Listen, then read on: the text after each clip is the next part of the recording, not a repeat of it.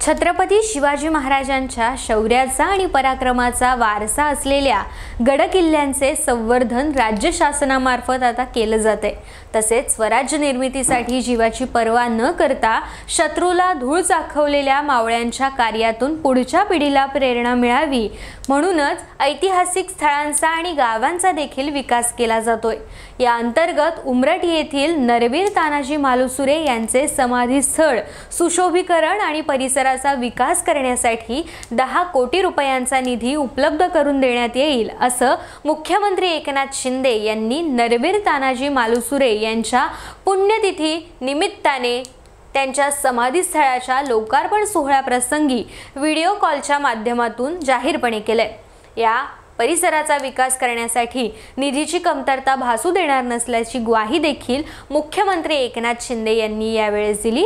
पोलादपूर तालुक्यातील उमरठ येथील नरवीर तानाजी मालुसरे यांच्या 354व्या पुण्यतिथी निमित्ताने नरवीर तानाजी मालुसरे यांचे समाधी स्थळ आणि परिसर सुशोभीकरण कामाचा शुभारंभ मुख्यमंत्री एकनाथ शिंदे यांच्या हस्ते दूरदृश्य प्रणालीद्वारे करण्यात आला। त्यावेळी ते बोलत होते।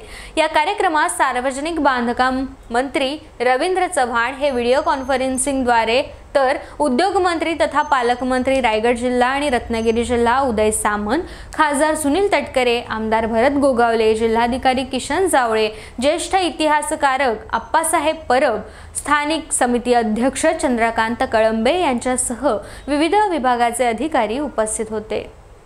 50 कोटीचा निधीचं पत्र त्यांनी चुकून आम्हाला रात्री 8 वाजता पाठवलं। साहेब डबल अभिनंदन आपलं रायगडच्या वतीने पण। तटकरे साहेब वाचतायत खतखता वस्तुस्थिती आहे ती बोलतोय आम्ही, कारण जे आम्ही सांगतोय मागतोय या शिवाजी महाराजांच्या ऐतिहासिक भूमीमध्ये तटकरे साहेब कुठेही आकडता हात घेतलेला नाही आहे मुख्यमंत्र्यांनी। आणि रायगडची शिवसृष्टी या महाराष्ट्रामध्ये कुठे नसेल अशा प्रकारची आपण सगळ्यांनी मिळून करूया की तिथं कोणी शिवप्रेमी आल्यानंतर तो तिथं स्तब्ध झाला पाहिजे की काय शिवसृष्टी बनवली।